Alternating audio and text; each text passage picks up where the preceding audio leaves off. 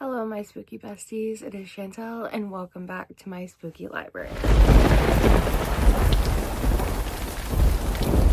So, I have a ton of books that I would like to get to this spooky season, and I have 2 readathons that I'm taking part in, as well as a group read and my Pleasure Your Shelf book club pick. So I'm going to go over all of that. And the first readathon that I'm going to go over, though, is Scareathon, which is hosted by the lovely Jassy Kiwi from This Kiwi. And this is the second year of them putting this readathon on. And I'm hoping to hopefully actually participate in it this year, because last year I had some stuff go on. So for the first prompt, we have Seeing Ghosts. And I picked Poltergeist of Petoskey, which is a Michigan Chillers. And I used to read like Goosebumps and Michigan Chillers and American Chillers and just all of that when I was in, elementary school to middle school. And this just having this one alone makes me really excited, because I would love to own all of these, because they just make my spooky loving soul so happy. And it's an autographed copy. Yeah. I think it would be a fun, quick little read. And then for Stark, it is to read a very minimalist covered book. And I have A Dark Lady by Richard North Patterson. I have no idea what this book is about. I do believe my aunt sent it to me, though, and I do believe that it's either a thriller or a mystery, so I'm excited nonetheless. The next prompt we have is Sweat, and for this I have For the Love of Fritters and Frights. I do not remember what the author's name is. For some reason, when I was putting this together, I didn't write the author's names down.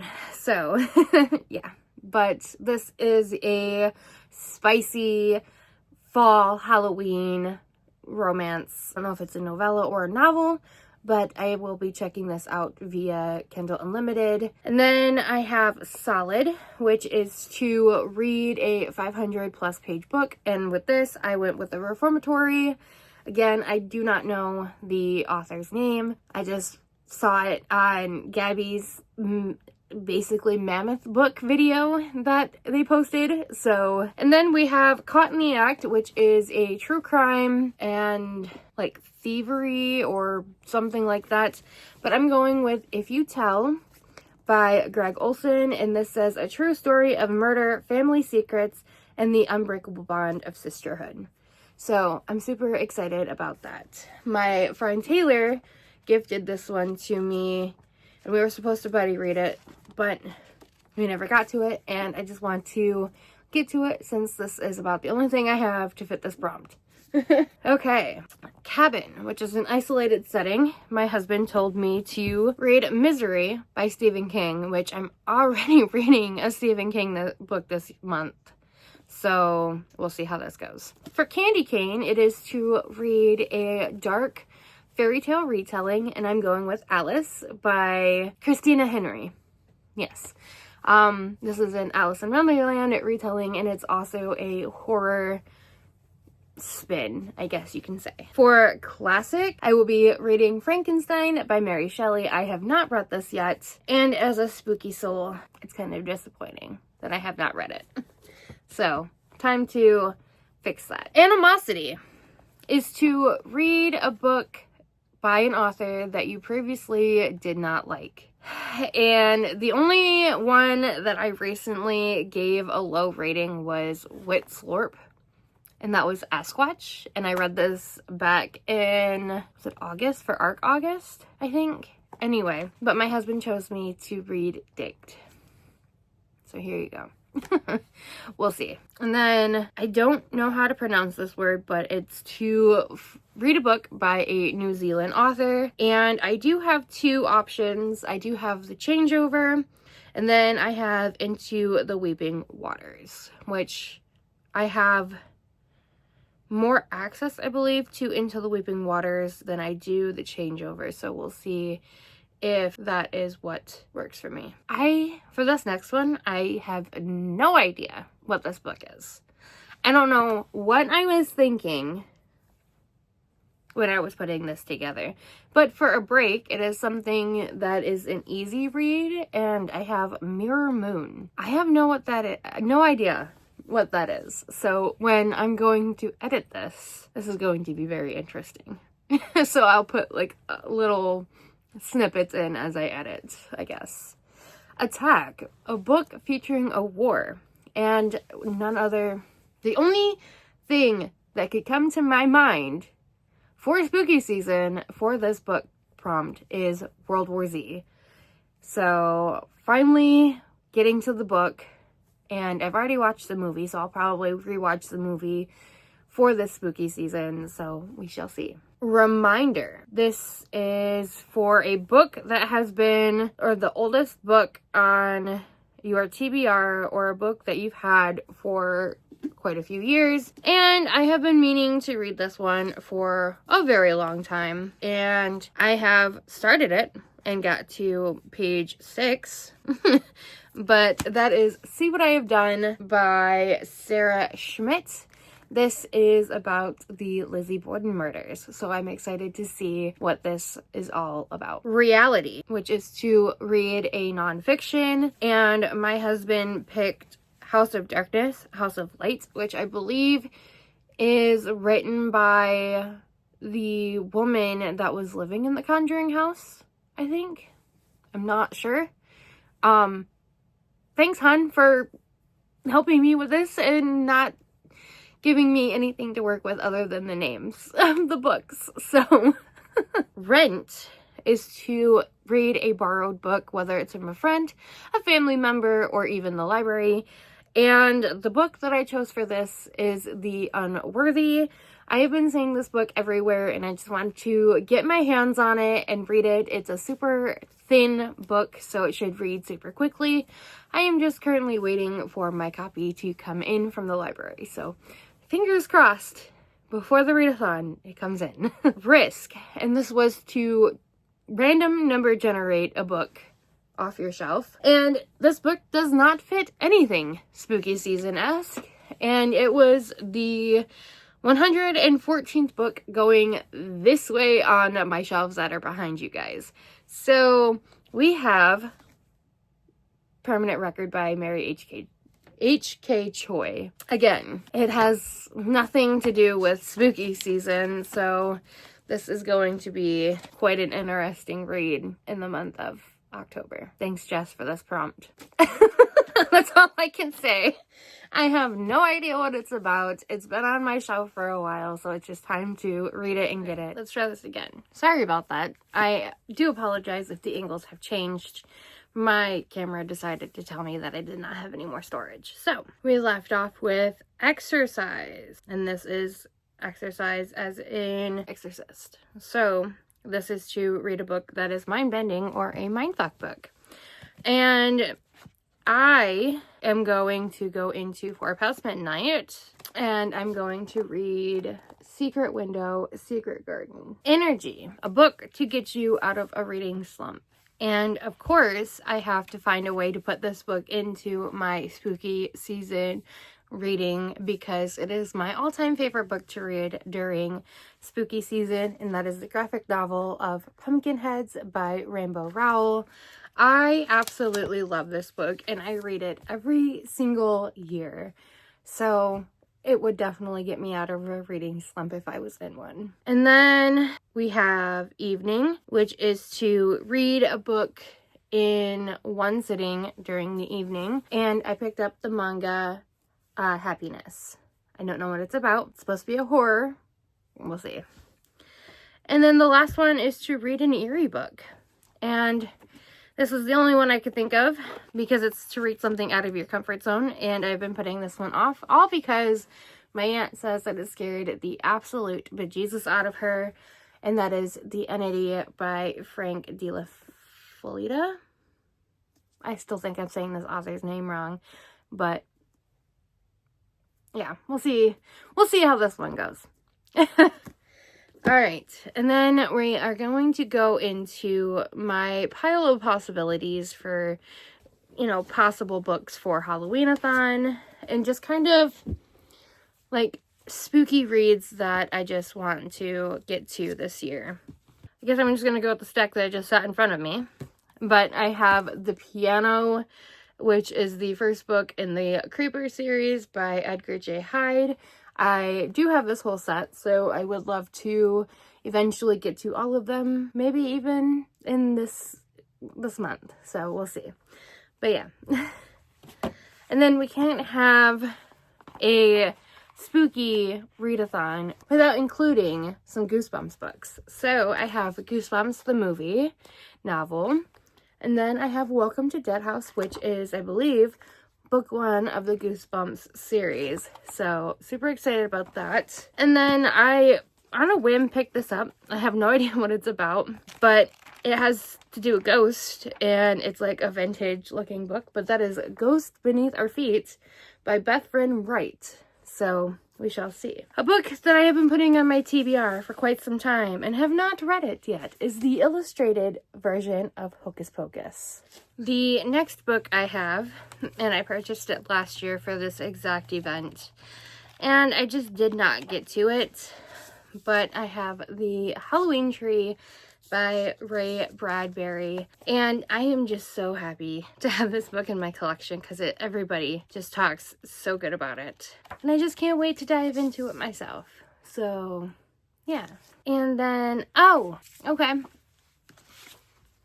so going back to Scareathon, a break, Mirror Moon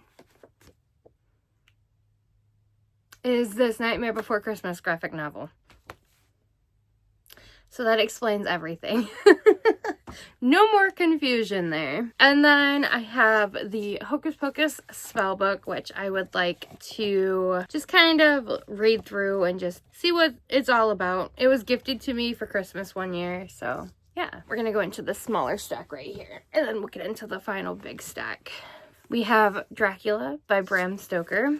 I know, shame. I have not read it yet. It's been on my TBR for a very long time, so hopefully, fingers crossed, I can get to it this year. And then I was just recently gifted this book for my birthday by my lovely bestie Paula, and that is My Best Friend's Exorcism by Grady Hendrix. I just recently read Paperbacks from Hell during Old School April, and I loved it, so I want to get into his other works, so we shall see what I think. And then we have some romance for some spicy spooky scenes. We have Blood Moon by Gillian Graves. This is, I believe, a witch and vampire romance. It is a novella, so a quick read to kind of divide up the bigger books. And then we have The Ex-Hex by Erin Sterling. I have heard really good things about this one, and I think I got this from Stacy, but I can't wait to read it. And then on my